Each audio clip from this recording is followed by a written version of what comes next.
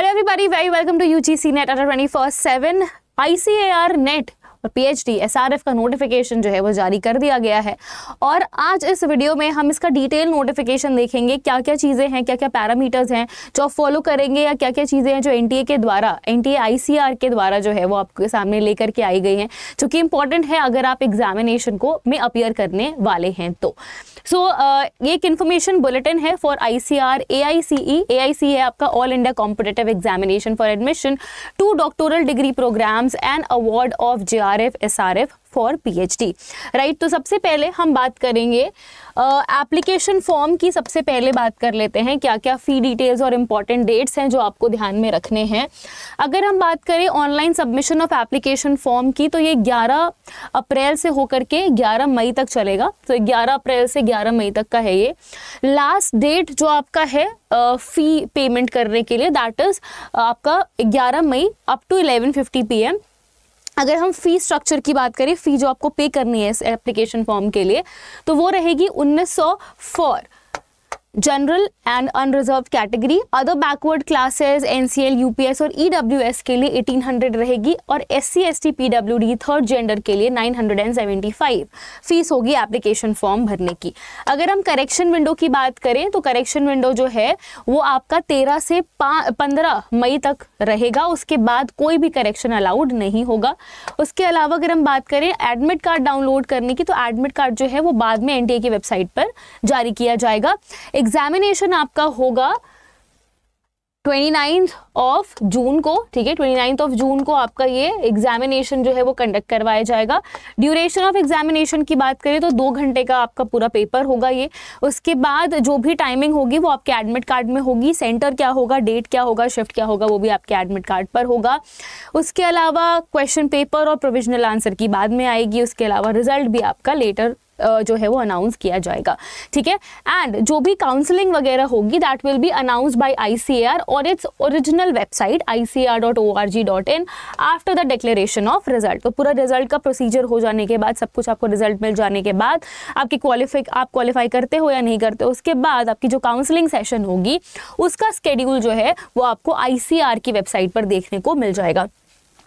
Alright, अब ये तो हमारा जो मेजर बात थी, जो इसका ओवरव्यू था नोटिफिकेशन का, वो हमने देख लिया है। अब हम बात कर लेते हैं और सारी चीज़ों की कि और आपको एप्लीकेशन फॉर्म कैसे फिल करना है उसको लेकर के भी एक डिटेल वीडियो जो है वो आपके सामने आ जाएगी, ठीक है। Then okay, next that we are going to do is, ये तो NTA के बारे में है, ICAR के बारे में है ठीक है। ये तो हमने कर लिया, एप्लीकेशन फॉर्म वगैरह ये भी हमने कर लिया है। स्कीम ऑफ एग्जामिनेशन देख लेते हैं। Again this is very very important everybody. अगर आप पहली बार ICAR का पेपर देने जा रहे हैं, अच्छा EVS पेपर 2 वाले स्टूडेंट्स के लिए काफ़ी ज़्यादा इंपॉर्टेंट है, जिनका भी EVS का भी जिनका बैकग्राउंड है, आई मीन एग्रीकल्चर के बैकग्राउंड से नहीं भी बिलोंग करते हैं, EVS पेपर 2 अगर आप UGC नेट में देते हैं तो आप ICAR नेट में अपीयर हो सकते हैं। सब्जेक्ट कॉम्बिनेशन में आपको अभी समझा दूंगी कि आप किस सब्जेक्ट से अपीयर कर सकते हैं directly. Anyway, scheme of examination की बात करें तो इसके लिए आपका सिंगल पेपर होगा ऑफ 2 आवर्स ड्यूरेशन, और डिटेल्स हम देख लेते हैं। सबसे पहले तो आपका जो पूरा पेपर होगा वो कंप्यूटर बेस्ड टेस्ट होगा, यानी कि आपको आप सब कुछ जो है वो ऑनलाइन कंडक्ट करवाया जाएगा। ड्यूरेशन हम ऑलरेडी देख चुके हैं, 2 घंटे का पेपर होगा आपका। अब नंबर ऑफ क्वेश्चंस पर बात कर लेते हैं। नंबर ऑफ क्वेश्चंस अगर हम देखें तो यहाँ पर आपके 120 क्वेश्चंस होंगे, जिसमें 3 पार्ट में ये क्वेश्चंस डिवाइडेड होंगे, 20, 50 एंड 50। ऑलराइट, तो ये देख लेते हैं कि आखिर है क्या पार्ट A, पार्ट B और पार्ट C। पार्ट A जो है वो आपका 20 क्वेश्चंस का कंप्राइज करेगा, जिसमें आपके पास जनरल नॉलेज और रीजनिंग एबिलिटी पे क्वेश्चंस आएंगे। ऑलराइट, पार्ट B जो है वो होगा कोर ग्रुप आपका, जो आपका स्पेशलाइज सब्जेक्ट होगा, जो आप PhD के लिए चूज करेंगे। दैट मीन्स आपका जो पार्ट बी होगा, यहाँ पर इसको समझ लेते हैं, जो पार्ट बी होगा वो आपका वो सब्जेक्ट होगा जो आप एक्चुअली PhD जिसमें आप करना चाहते हैं, जिस सब्जेक्ट से आप PhD करना चाहते हैं उसके 50 क्वेश्चंस पार्ट बी में होंगे। फिर पार्ट सी क्या होगा, पार्ट सी में अगेन आपको 50 क्वेश्चंस देखने को मिलेंगे। ये वो क्वेश्चन होंगे जो कि अगेन स्पेशलाइज सब्जेक्ट होंगे जो कि आप ऑप्ट करोगे फॉर योर पीएचडी, ठीक है। अब देखो इसमें आपका कोर ग्रुप होगा जिसमें कि आपके पास स्पेशलाइज सब्जेक्ट होंगे जो आपने पीएचडी के लिए ऑप्ट किया है।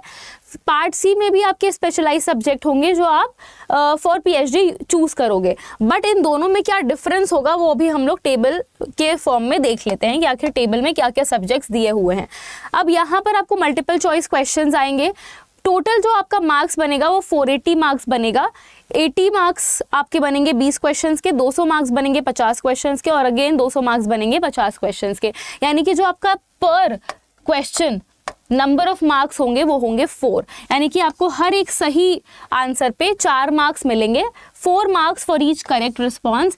और यहाँ पर नेगेटिव मार्किंग भी है, yes there is negative marking as well. Negative marking आपका -1 का है, अगर आपका इनकरेक्ट रिस्पॉन्स होता है तो आपका -1 हो जाएगा, और अगर आपने कोई क्वेश्चन अटेम्प्ट नहीं किया है तो 0 मार्क्स है इस पर, ठीक है। तो यहाँ पर आपको नेगेटिव मार्किंग मिल रही है, -1 का नेगेटिव मार्किंग है, और आपको +4 करेक्ट रिस्पॉन्स पर मिल रहा है। मीडियम ऑफ पेपर अगर हम बात करें तो इसमें सिर्फ और सिर्फ आपका पेपर इंग्लिश में होगा, बाइलिंगुअल लैंग्वेज नहीं है। दिस पेपर आईसीआर जो करवाता है, जो क्वेश्चन पेपर होता है, जो आईसीआर का नेट होता है, वो सिर्फ और सिर्फ इंग्लिश में होता है, only English language is entertain, ठीक है। नेक्स्ट बात करते हैं, देखो ये आपके सेक्शन वाइज जो चीजें हैं वो आपकी यहाँ पर अब ज्यादा डिटेल में है। देखो अभी हमको पार्ट बी और पार्ट सी में जो कंफ्यूजन हो रहा था कि दोनों ही पीएचडी के लिए, तो आखिर इनमें दोनों में डिफरेंस क्या है, ठीक है, आइए देख लेते हैं। तो जो आपका सेक्शन ए वाला सब्जेक्ट है वहां पर आपके 20 एमसीक्यूज होंगे जो कि आपके सारे सब्जेक्ट्स के लिए कॉमन होंगे। जैसे यूजीसी नेट में आप लोग करते हो, पेपर 1 जो होता है वो कंपल्सरी होता है सबके लिए, और पेपर 2 जो होता है वो स्पेशलाइज होता है, मतलब आपका अपना सब्जेक्ट होता है। तो सिमिलरली इसमें भी है पार्ट ए, पार्ट बी और पार्ट सी, जिसमें पार्ट ए जो है वो सबके लिए कॉमन है, सभी सब्जेक्ट्स के लिए कॉमन है, और इसमें जो क्वेश्चंस होंगे वो कैंडिडेट की अवेयरनेस को चेक करेंगे about the environment and its application to the society. Environmental awareness आपको कितनी है इस पर बात होगी। The questions are based on general knowledge in the domain of agriculture, animal husbandry, dairying, fishery and allied sciences etcetera, including current events and matter of everyday observation and experience. तो ये general चीजें होंगी, general awareness, general environmental awareness पर question होंगे। Section b जो है ये आपका कोर ग्रुप होगा, अभी हम देख लेंगे टेबल 1 में कौन कौन से सब्जेक्ट्स हैं। containing specialized subjects opted by the candidate for pursuing PhD। अब सेक्शन सी में भी 50 एमसीक्यूज हैं जो कि आपका one of the specialise subjects है, जो कि आपके मास्टर्स डिग्री में आपने ऑप्ट किया है by the candidate for pursuing PhD, ठीक है। जो उनका मास्टर्स में सब्जेक्ट था उसके बेसिस पर जो सब्जेक्ट आप सेलेक्ट करेंगे वो सेक्शन सी में उससे क्वेश्चंस आएंगे, ठीक है। सेक्शन बी में जो आप करोगे उससे आप पीएचडी के लिए वो आपका पीएचडी का सब्जेक्ट बनेगा। जो सेक्शन सी का सब्जेक्ट होगा वो आपकी मास्टर्स डिग्री में जो आपके मास्टर्स में सब्जेक्ट था उससे रेलिवेंट होगा, क्योंकि मास्टर्स मान लो आपने एनवायरमेंट साइंस से किया है, बट एनवायरमेंट साइंस में भी आप एक स्पेसिफिक किसी चीज, किसी सब टॉपिक पे पीएचडी करना चाहते हो, वो सब टॉपिक पे क्वेश्चन आपको सेक्शन बी से आएंगे, और सेक्शन सी में आपको वो मास्टर्स वाला जो आपका मेन सब्जेक्ट था उससे रिलेटेड क्वेश्चंस पूछे जाएंगे। अब हम एक बार सब्जेक्ट को भी देख लेते हैं, सब्जेक्ट स्पेसिफिकेशन को भी देख लेते हैं। देखो यहाँ पे आपका कोर ग्रुप है फॉर सेक्शन बी, ठीक है। देखो अगर हम बात करें तो क्रॉप साइंस 1 है जिसके अंदर जेनेटिक्स एंड प्लांट ब्रीडिंग आ जाएगा, सीड साइंस और टेक्नोलॉजी आएगा, प्लांट जेनेटिक रिसोर्सेज आएंगे।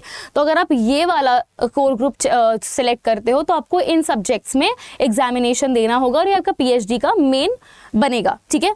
क्रॉप साइंस 2 में आपका प्लांट पैथोलॉजी, नेमेटोलॉजी, एंटोमोलॉजी और सेरिकल्चर है। क्रॉप साइंस 3 में बायोकेमिस्ट्री है, plant physiology, molecular biology and biotechnology and microbiology. Horticulture के अंदर vegetable science, fruit science, plantation, post harvest management, veterinary और एनिमल साइंस होगा आपका। उसके अलावा we have veterinary and animal sciences part 2, we have veterinary and animal sciences part 3, veterinary and animal sciences part 4, dairy science, dairy technology and food technology, agricultural engineering and technology अगर आपको इनमें से किसी topic पर PhD करना हो, community science, then we have fishery science 1, we have fishery science 2, fishery science 3, natural resource management में आपका एनवायरमेंटल साइंस आ जाता है। तो अगर आपका एनवायरमेंटल साइंस सब्जेक्ट रहा है मास्टर्स में तो आप जो आपका कोर ग्रुप है वो 15 आप सिलेक्ट कर सकते हो, नेचुरल रिसोर्स मैनेजमेंट नंबर 1, ठीक है। उसके बाद natural resource management 2, we have agriculture economics, agriculture extension, agriculture statistics, ठीक है। उसके बाद जो भी आपका सिलेबस है वो आपको ICAR की वेबसाइट पर मिल जाएगा, तो आप जाकर के बाद में सब डिटेल सिलेबस जो है वो देख सकते हैं, ठीक है। Okay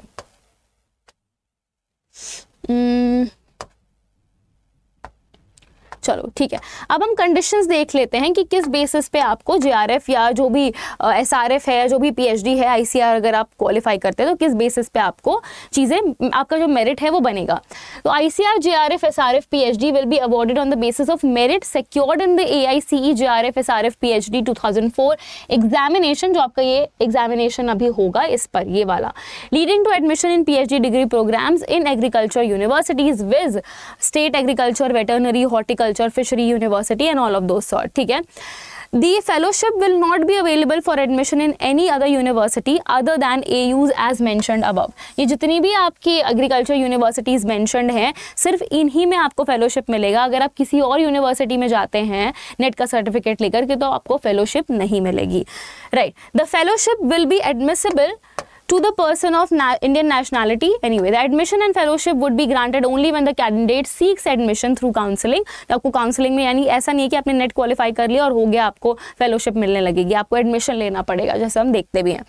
If candidate is finally awarded the JRF SRF PhD at the completion of counseling, seeks admission in a university and subsequently leaves the degree program for any reason, there will be no transfer of such fellowship to the candidate next in the merit rank, ठीक है। तो ऐसा नहीं है कि कोई दूसरा है तो उसको मिल जाएगा, जो उससे नीचे के मेरिट रैंक पर है उसको जो है एडमिशन मिल जाएगा, ऐसा कुछ नहीं है। The fellowship will take effect from the date the fellow joins the course और the start of the academic session for which fellowship has been offered, whichever is later. A fellow will not be allowed to avail any other scholarship or fellowship during the tenure of fellowship of the council। आपको और कोई fellowship आप externally नहीं avail कर सकते हैं। If an existing ICAR, JRF, SRF or PhD holder seeks fresh admission, the entire amount of fellowship received by him or her shall have to be refunded with interest and he or she will not be entitled for fresh ICAR, JRF, SRF, PhD। However, admission would be granted as per his or her merit rank। तो अगर आप कोई fresher मतलब already आप कर रहे हो PhD और आप एज अ फ्रेशर बाद में दोबारा से ज्वाइन करते हो तो आपको कुछ ऐसा PhD, कुछ ऐसा स्कॉलरशिप वगैरह नहीं मिलेगा, ठीक है। हाँ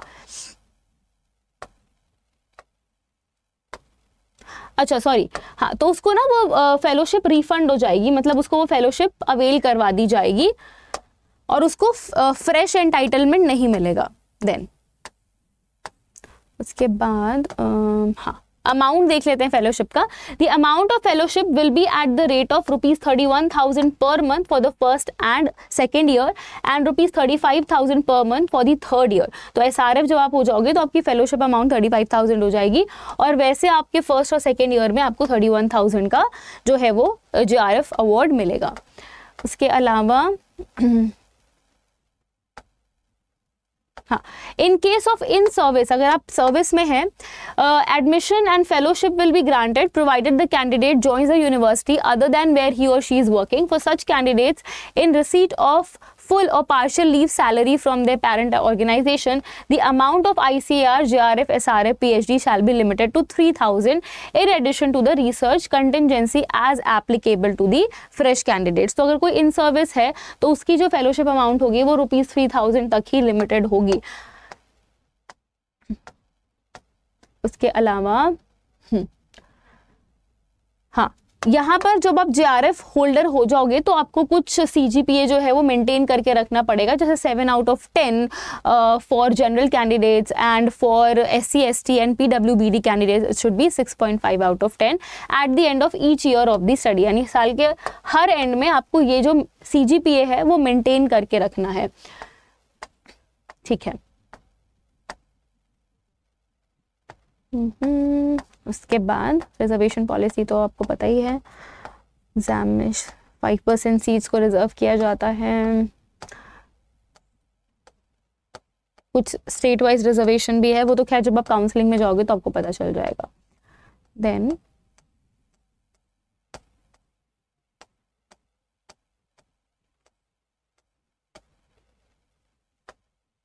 हाँ, आप कैटेगरी को चेंज भी नहीं कर सकते हैं। चलिए, जनरल एलिजिबिलिटी क्राइटेरिया देख लेते हैं अपीयर होने के लिए।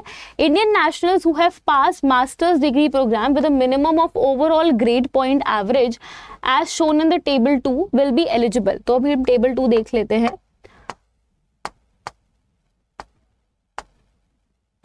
ठीक है, ये आपका टेबल 2 है और ये आपके पॉइंट्स हैं।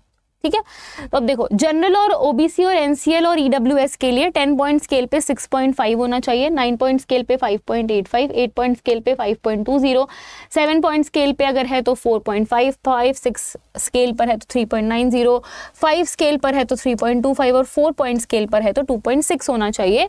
और अगर परसेंटेज में है तो 60% आपका नंबर होना चाहिए मास्टर्स के अंदर। अगर SC ST PWBD और थर्ड जेंडर है तो 10 पॉइंट स्केल पर 5.5 होना चाहिए, 9 पॉइंट स्केल पर 4.95, 8 पॉइंट स्केल पर 4.40, 7 पॉइंट स्केल पर 3.85, 6 पॉइंट स्केल पर 3.30, 5 पॉइंट पे 2.75 और 4 पॉइंट पे 2.2। अगर परसेंटेज वाइज देखें तो 50% जो है वो आपका मार्क्स होना चाहिए। अगर आपके मास्टर्स में है तो यू आर एलिजिबल। ठीक है, उसके अलावा further in case of any degree from a particular college or university is not considered for admission by an agricultural university on account of a particular college being de-recognized by the VCI or UGC or due to any court directors। मतलब basically जो भी आपके वैसे colleges हैं जिनको preference नहीं मिलती है या फिर जो आपके रिकग्नाइज्ड कॉलेजेस नहीं हैं, वहाँ से एडमिशन कंसिडर नहीं किया जाएगा। उसके अलावा बैचलर डिग्री का भी प्रावधान है। A candidate having bachelors degree with 3 years duration will not be considered for admission through ICAR except in few courses at IARI and NDRI for which the eligibility criteria of the concerned ICAR deemed university including admission of graduates having passed with 3 years degree would prevail for admission। तो वैसे आपकी bachelors degree जो 3 years की है उसको नहीं माना जाएगा एक एलिजिबिलिटी क्राइटेरिया, बट कहीं कहीं पर कुछ कोर्सेज हैं IARI में आपके और NDRI में जहाँ पर कुछ कंसर्न्ड ICAR जो डीम्ड यूनिवर्सिटीज़ हैं वो 3 साल की जो डिग्री दे रहे हैं वो एडमिशन के लिए मतलब एलिजिबल होंगे। ठीक है, तो वो आपको देखना पड़ेगा कि कौन से वो एडमिशन, अगर आपके कॉलेज आपका कॉलेज है जो कि अवेलेबल है, आपका कॉलेज है जो अप्लाई होने देता है, तो आप उस हिसाब से अप्लाई कर सकते हैं। ओके, ठीक है, ओके।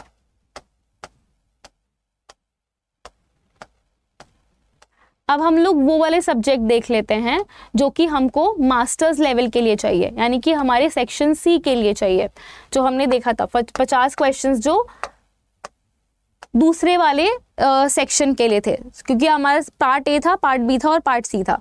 तो पार्ट B में हम ऑलरेडी देख चुके हैं, पार्ट C के लिए हम देख लेते हैं जो कि मास्टर्स के लिए था। हमारा मास्टर्स में क्या सब्जेक्ट होना चाहिए वो देख लेते हैं। जेनेटिक्स एंड प्लांट ब्रीडिंग अगर आपका सब्जेक्ट स्पेशलाइजेशन है तो आपको जेनेटिक्स एंड और प्लांट ब्रीडिंग में आपने मास्टर्स किया हुआ होगा। ठीक है, और एडमिशन एलिजिबिलिटी की हम बात करें तो बैचलर लेवल पर BSc 10+2+3 सिस्टम। अगर हम बात करें सीड साइंस और टेक्नोलॉजी की तो masters degree in seed science and technology. Plant genetic resources में आपकी प्लांट जेनेटिक रिसोर्सेज की बात हो रही है। प्लांट पैथोलॉजी में plant pathology, plant protection with specialisation in plant pathology, nematology, plant protection, entomology, sericulture, उसके अलावा biochemistry, plant physiology, molecular biology and biotechnology, microbiology, vegetable science, fruit science, floriculture and landscaping, plantation, spices, medicinal and aromatic crops, post-harvest management, animal genetics and breeding, animal nutrition, livestock production। उसके अलावा इसमें आपके लिए MSc Dairying, livestock production and management, animal genetics and breeding, animal nutrition, animal physiology, MVSc livestock production and management, MVSc livestock production management, MSc livestock production management, ये सारे जो हैं वो आपके सब्जेक्ट कंसिडर किए जाएंगे।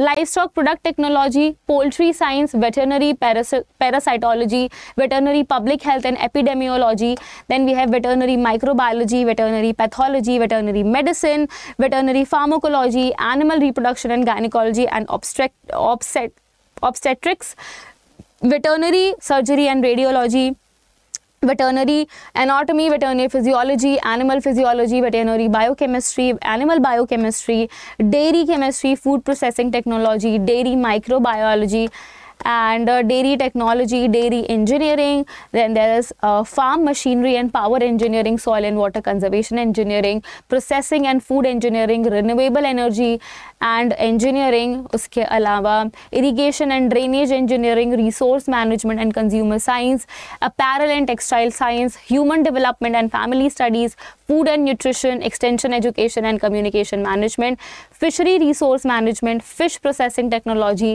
fishing technology and engineering, aquatic environmental management, aquaculture, aquatic animal health management, fish nutrition and feed technology, fish genetics and breeding, fish biotechnology, then we have fish physiology and biochemistry, forestry, agricultural meteorology, agricultural physics, agronomy, soil science, agricultural chemicals, economics, business management, statistics, bioinformatics, computer application and environmental science. तो environmental science के students भी appear हो सकते हैं. Then there is water science and technology. तो ये 72 subjects हैं जो कि आपके masters में होने चाहिए. अगर आपको पार्ट सी में जो भी सब्जेक्ट आप क्या अगर मास्टर्स में आपका स्पेशलाइजेशन है इन सारे सब्जेक्ट्स में, तो आप पार्ट सी को वो वाला सब्जेक्ट चूज कर सकते हैं. ठीक है, यानी अब मास्टर्स का आपका यही सब्जेक्ट होना चाहिए जो आप पार्ट सी में सिलेक्ट करते हैं. ऑलराइट, चलो उसके अलावा एज लिमिट की बात कर लेते हैं. Indian nationals of at least 20 years, यहाँ पर आपको 20 ईयर्स का एज है, age on 31/8/2024 are eligible to apply for the examination.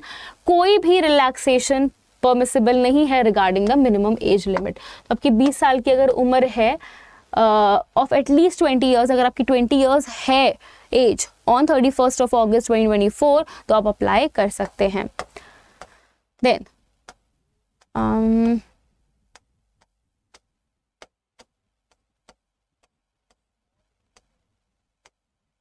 Examination city आपको जब आप फॉर्म भरोगे तो अपने आप पता चल जाएगा. एप्लीकेशन फॉर्म ऑनलाइन कैसे अप्लाई करना, एक बार आप फॉर्म भरने जाओगे तो आपको पता चल जाएगा. आधार कार्ड वगैरह ज़रूरत पड़ती है and every kind of things. Then what else do we need to address. हम फीस स्ट्रक्चर ऑलरेडी देख चुके हैं.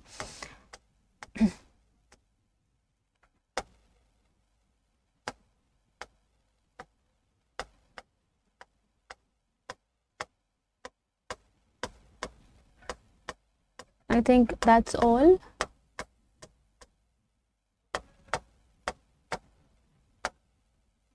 ये तो एडमिट कार्ड के बारे में आ गया. एग्जामिनेशन सिटी आपको बाद में पता चलेगी. एडमिट कार्ड हो गया हमारा. Then what do we have?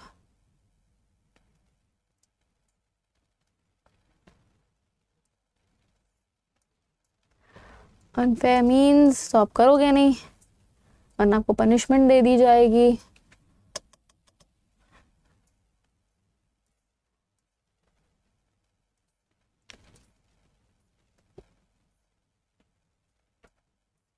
I think that's all. हाँ, रिजल्ट को एक बार देख लेते हैं किस तरह से आईसीआर एनटीए आईसीआर जो है वो रिजल्ट डिक्लेयर करता है. Very important again everyone. देखो, the candidate scoring less negative marks will be rated higher in merit. तो यहाँ पर मेरिट निकलती है, तो जिसके पास लेस नेगेटिव है उसको हायर मेरिट में रखा जाएगा. जिसकी एज ज़्यादा है उसको भी हायर इन मेरिट रखा जाएगा. और जिसके पास हायर स्कोर है इन बैचलर्स एंड यूजी एग्जामिनेशन उसको भी हायर इन मेरिट रखा जाएगा. ठीक है, तो ये तीनों क्राइटेरिया हैं रिजल्ट निकालने के इनके.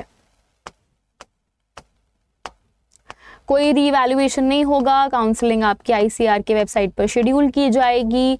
ऑलराइट, ओके, तो ये सारी चीज़ें हैं जो आपके इस बुलेटिन में हैं, जो आपकी नोटिफिकेशन आई है.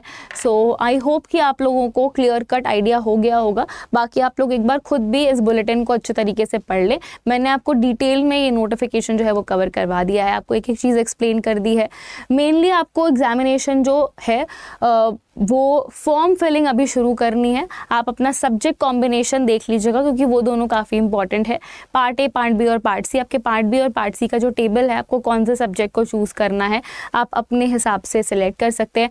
पार्ट बी में स्पेशली थोड़ा सा ध्यान रखिएगा क्योंकि वो आपका सब्जेक्ट पीएचडी के लिए बनेगा। तो पीएचडी आपको जिस कंसर्न एरिया में करनी है उसको लेकर के थोड़ा पर्टिकुलर रहिएगा और उसमें सब्जेक्ट चॉइस जो है वो ढंग से कीजिएगा क्योंकि फिर बाद में आपको प्रॉब्लम ना हो, क्योंकि वो फिर चेंज करने में फिर दिक्कत आएगी। ऑलराइट। और पार्ट सी जो है वो आपके मास्टर्स का जो सब्जेक्ट है उससे करस्पॉन्ड करता हुआ होना चाहिए, तो उसको भी थोड़ा सा ध्यान दे करके आप लोग भरेंगे।